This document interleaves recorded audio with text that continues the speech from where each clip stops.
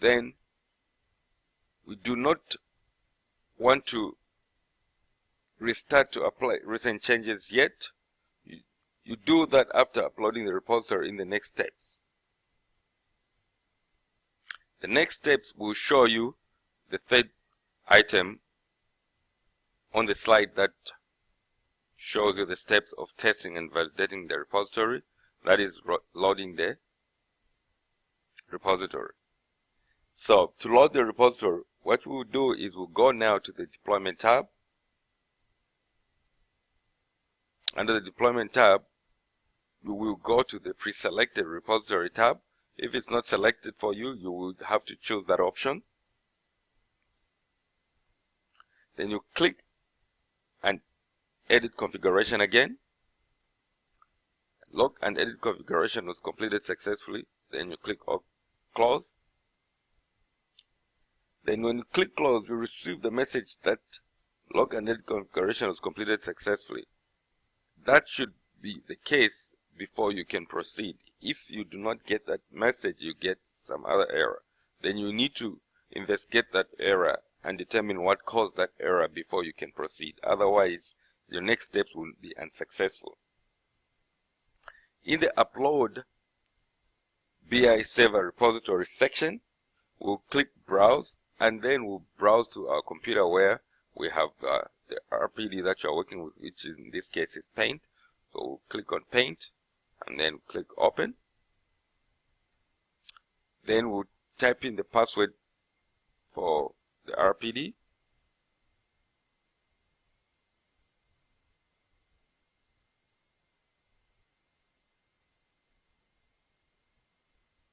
Once we typed in the password for the RPD, we'll click Apply.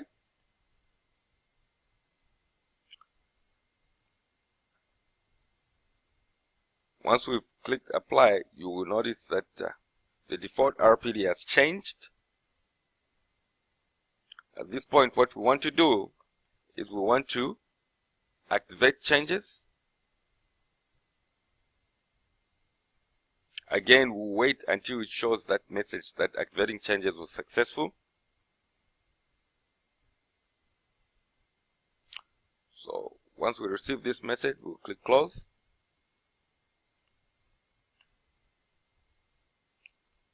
And then we want at this point to restart to apply recent changes. So we'll go ahead and click on Restart to apply recent changes.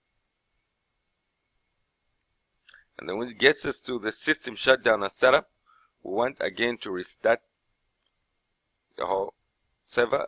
Are you sure you want to restart OBIEE server components? Yes, we want to restart OBIEE components. So go ahead. This will take a little bit of time, maybe 3 minutes at the most. So we'll wait until we see a message that says that restarting OBIEE components was successful. Once we receive the message that restart all completed successfully, what we want to do is we just want to go ahead and click Close. Then the next step is to confirm that the system components are 100%, which is what we are seeing here, and the 5 components are up.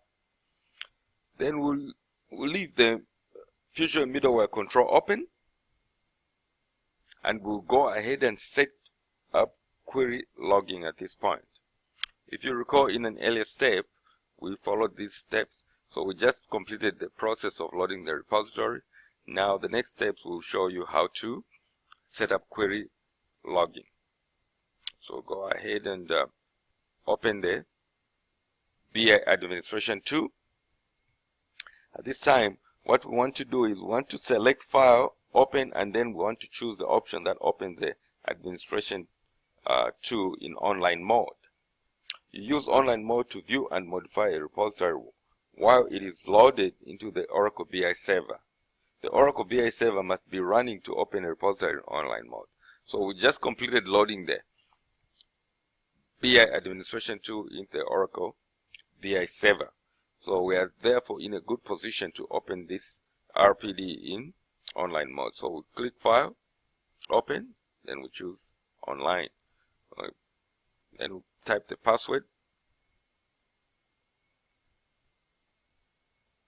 and then we'll go ahead and retype the password to confirm it, and we'll click open.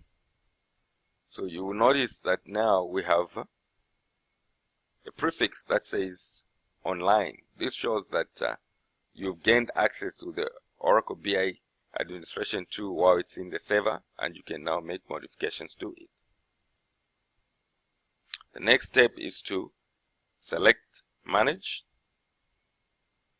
Identity, and when the Identity Manager window opens, what we want to do is to select the BI repository if it's not pre-selected for you. Then we'll click on Action, and then Set Online User Filter.